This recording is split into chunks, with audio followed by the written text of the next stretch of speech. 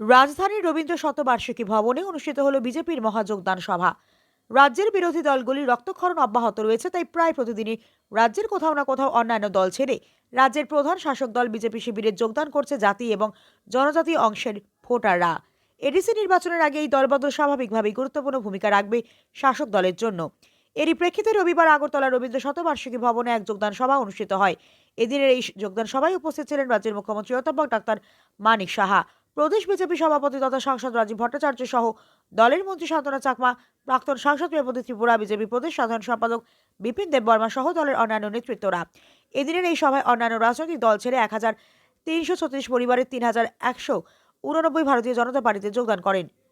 এদিন নবযোগদানকারীদের হাতে দলীয় পতাকা তুলে দিয়ে দলে স্বাগত জানান উপস্থিত নেতৃত্বরা। অনুষ্ঠানে বক্তব্য রাখতে গিয়ে মুখ্যমন্ত্রীর নাম না করে শরিক দলের বিরুদ্ধে অভিযোগ করেন। তিনি বলেন, ঐক্যের কথা মুখে বললেও সবাইকে সম্মান করা হচ্ছে না।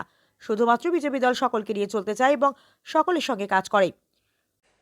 ওনারাও হ্যাপি যে আমরা তাদের জন্য আজকে 80 টাকা ছিল তাদের ডেইলি, সেখানে 80 টাকা থেকে 100 টাকা আমরা করেছি বন্ধুগণ।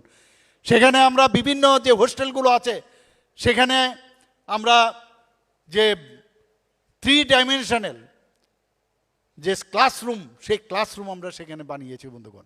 সেখানে এত সুন্দরভাবে এখন স্মার্ট ক্লাস তৈরি হচ্ছে। আমরা জনজাতির যারা ছোট ছোট ছেলে মেয়েরা আছেন তাদের ভবিষ্যতের কথা চিন্তা করে আমরা অনেক কাজ করেছি। এখানে জাইকা প্রজেক্ট আমাদের আছে, আমাদের ইন্দো জার্মান প্রজেক্ট আমাদের আছে।